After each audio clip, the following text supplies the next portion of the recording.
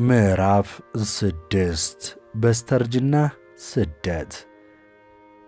ደርቡሾች በ1880 ዓመተ ምህረት በውስጥ አዋቂዎች እየተመሩ ጎንደር ድረስ ዘልቀው ገብተው አብያተ ክርስቲያናትን አቃጠሉ።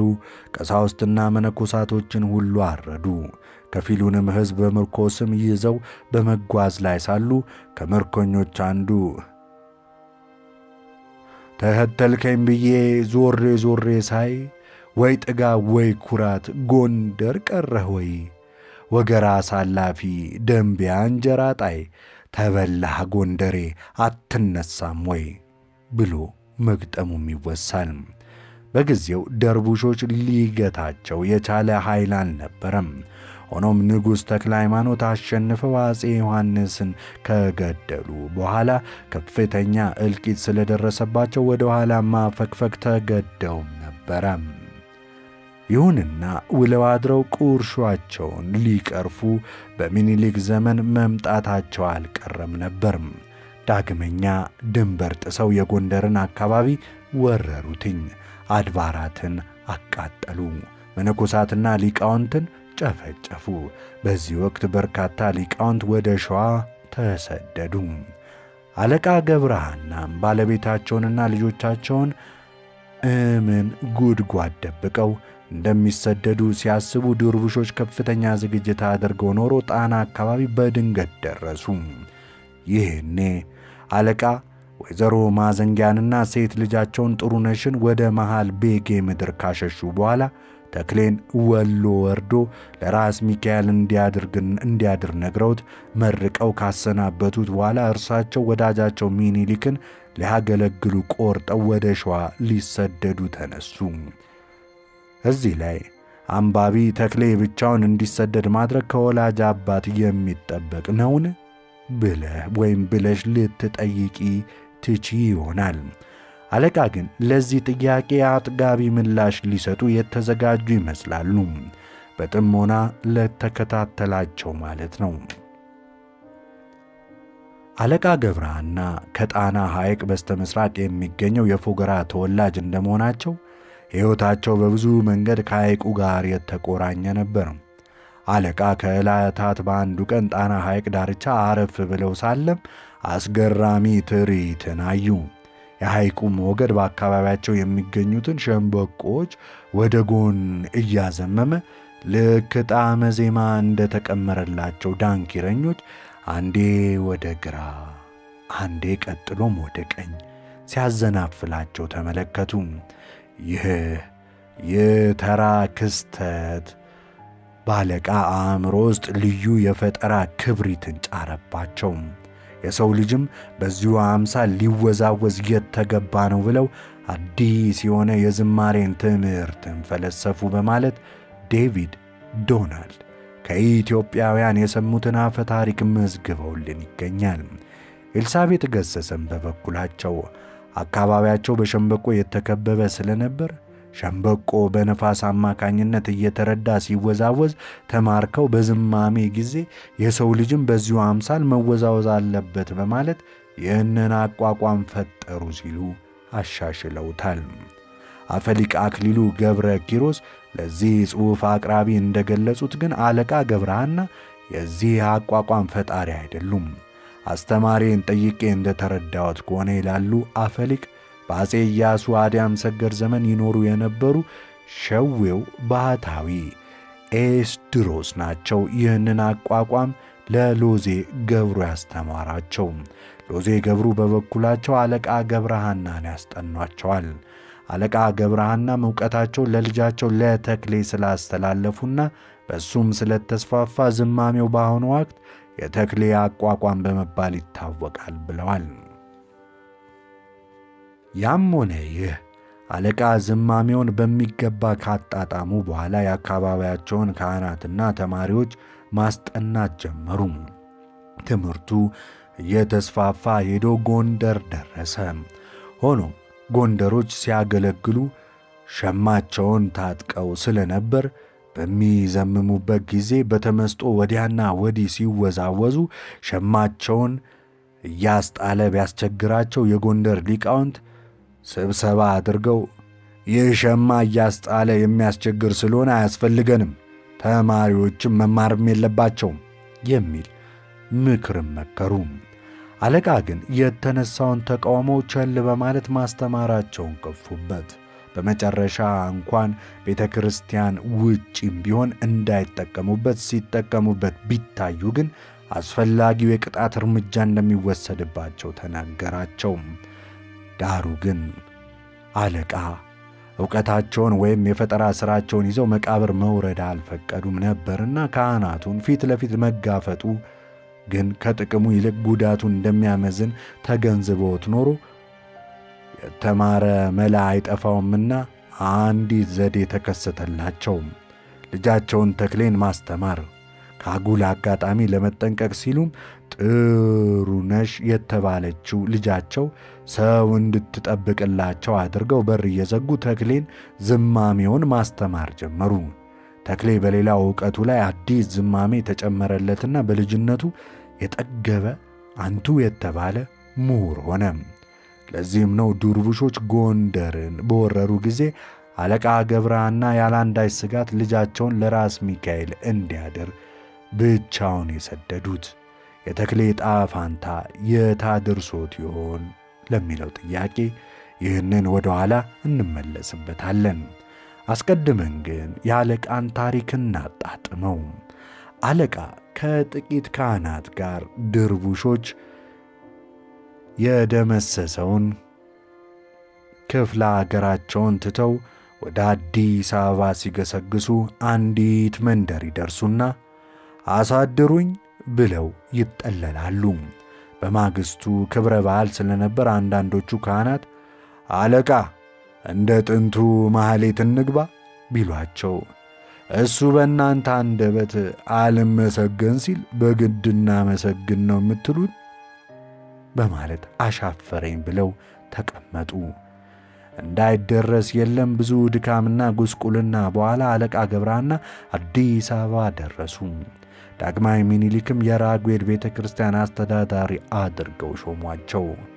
አለቃ ከዕለታት በአንዱ ቀን ፍትሐ ነገሥት ሲያስተምሩ ሊቃውንቱን ሁሉ ያወዛገበ አንድ ጥያቄ ቀረበላቸው። ፍትሐ ነገሥቱ በ15ኛው አንቀጽ ላይ ወኢይብሉ ቦሙ ሥጋ ዘእምበለ ዓሣ የሚል አሻሚ ትርጉም ያለው አረፍተ ነገር በመያዙ ግራ የተጋባ አንዱ ሸዌ ተማሪያቸው የኔታ ፍትሐ ነገሥቱ ዓሣን በውዳዴ ይሠራዋልን ብሎ ቢጠይቃቸው ምን መጽሐፉ ማዘንጊያ ምሽቴ በቅባኑግ ታንቆሸቁሸዋለች እንጂ ሲሉ መለሱለት። ተማሪው ሌላ ጥያቄ ኖሮት ደግሞ አለቃ ቢላቸው ምን ነው ልጄ ቁሜ ስሽና እያየኸኝ ከነ ዕቃዬ ብለው ጥያቄውን ቀልደው አጨናቆፉበት። በቀድሞ ዘመን አጉል ልማድ ሆኖ ሕፃናትን እየሰበሰቡ የመኳንንቱ የወዛዝርቱ ጠባቂዎች ማድረግ፣ ገንዘብ ያዥ በጅሮንድ ማድረግና ድምፃቸው ስለማይለወጥ ለቤተ ክርስቲያን አገልግሎት እንዲውሉ ስልቦች ማበርከት የተለመደም ነበረም። በዚሁ መሠረት ምኒልክ ለራጉኤል 7 ስልቦች ሲሰጡ ጣይቱ በበኩላቸው ለእንጦጦ ማርያም 7 ስልቦች አበርክተው ነበር። ጥሎባቸው አለቃ የእኚህ ስልቦች ጋር አይዋደዱምም ነበር። ታዲያ ስልቦች ተሰልፈው አጼ ምኒልክን ሲቀበሉ አለቃ ቁም ነገር ሹክ እንደሚል ሰው ወደ ጆሮአቸው ጠጋ እያሉ ጎማዶች ጎማዶች በማለት ያበሷጯቸው ነበር። ዘለፋ አላስቀምጥ ያላቸው ስልቦችም አለቃን የቤተ ክርስቲያን አገልግሎት እንዲሰጡ ቢጠይቋቸው እናንተ የተመለመላችሁ የገባችሁት ለዚህ አነሳችሁና ነው እያሉ አፌዙባቸው። በመጨረሻ ግን ስልቦቹ ንጉሡ ዘንድ ከሰሷቸው። አለቃም ተግዛዝ ከተሰጣቸው በኋላ ቃላት መጠቀማቸውን ትተው ስልቦቹ ባጠገባቸው ሲያልፉ እጃቸውን እንደ ተሰላ ሰይፍ ቀስረው ካፋቸው አጠገብ በማሳለፍ እያሉ መተናኮሳቸውን ቀጠሉ።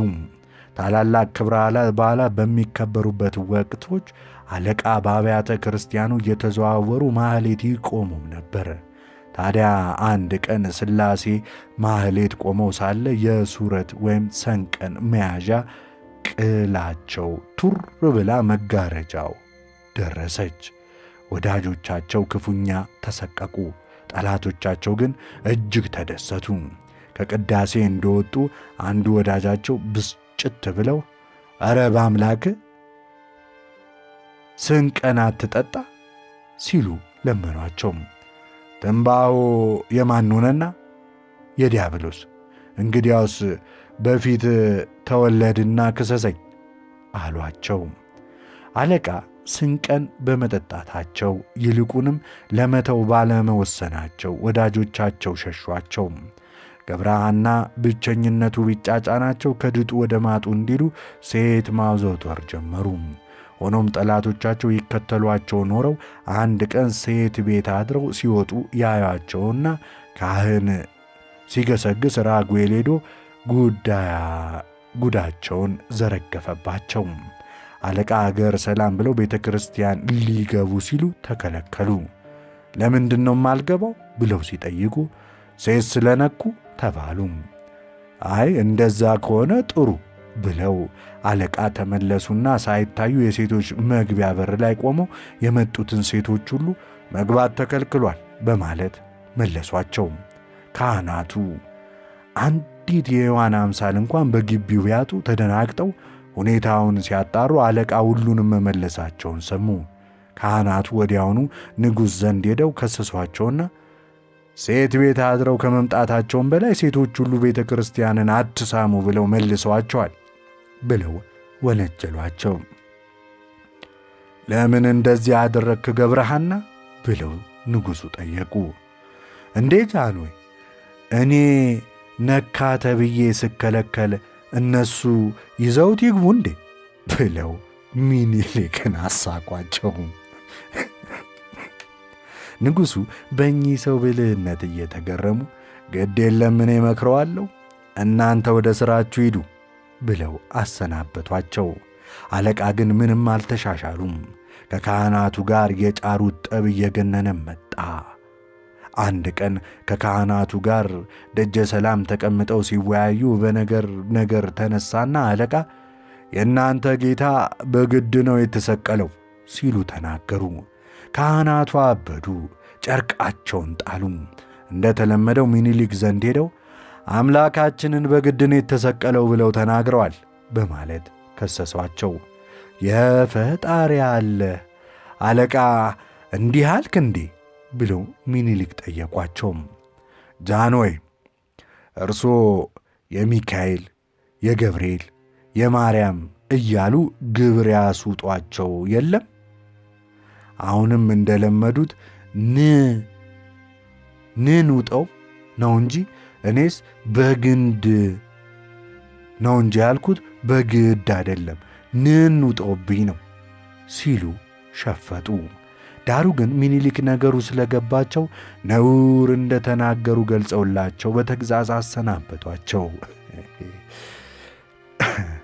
የኚህ ካህናት ተንኮል ውሎ ሲያድር ከፍተኛ አደጋ ሊያስከትልባቸው እንደሚችል የተገነዘቡት አለቃ ከዚያ ጊዜ ጀምሮ አፋቸውን ጠብቀው እርምጃቸውን ቆጥበው መኖር ጀመሩ። በጊዜው አዲስ አበባ የሚኖሩት አንድ ስመጥር ባህታዊ ነበሩ። ባህታዊ መሸሻ ከዕለታት በአንዱ ቀን ከትልቅ ሰው ቤት ገብተው ከብዙ እንስት ጋር መንፈሳዊ ጭውውት ሲያቀልጡ አለቃ ደረሱ። አጋፋሪውንም ጌቶች አሉ ሲሉ ጠየቁት። የሉም፣ ወደ ግቢ ሄደዋል። እሜቴሳ? እሜቴ አሉ። ብቻቸውን ናቸው? የለም፣ ብዙ ሰዎች አሉ። ይልቁንም ባህታዊ መሸሻ የደራ ወግ ይዘዋል አሏቸው።